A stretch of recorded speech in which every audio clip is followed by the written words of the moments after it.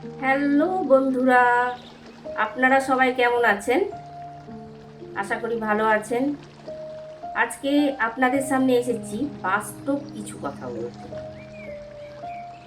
আপনারা দেখবেন, যাকে আপনি অতিরিক্ত ভালোবাসেন, যার জন্য আপনি মূল্যবান সময়টা ব্যয় করছেন এবং তার জন্য জীবনের প্রথম ও বড় অধ্যায়টা তাকে আপনি দিয়েছেন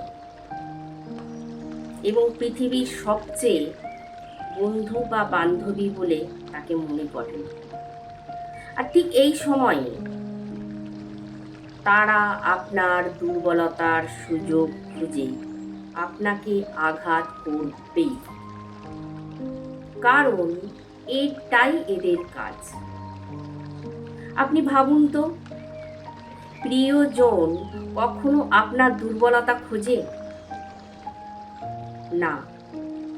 প্রিয়জন দুর্বলতা খোঁজে না, বরং দুর্বলতার জায়গাগুলো সারিয়ে তোলার চেষ্টা করে। ঠিক যেমন ছেঁড়া কাপড়কে সেলাই করা হয়। প্রিয়জন তো সে, যাকে সময় দেওয়ার জন্য বারবার আপনাকে মনে করিয়ে দিতে হয় না, বারবার ফোন করতে হয় না। দেখবেন সে নিজে থেকেই আপনাকে খুঁজে নেয়।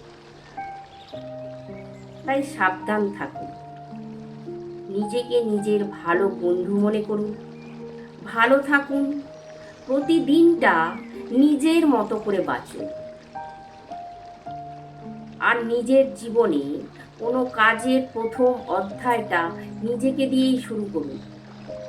নিজের প্রতি গভীর আত্মবিশ্বাস তৈরি করুন। দেখবেন আপনি হ্যাপি থাকবেন এবং জীবনে অনেক উন্নতি করবেন। ধন্যবাদ। আমার চ্যানেলটা লাইক, শেয়ার ও সাবস্ক্রাইব করে দেবেন প্লিজ।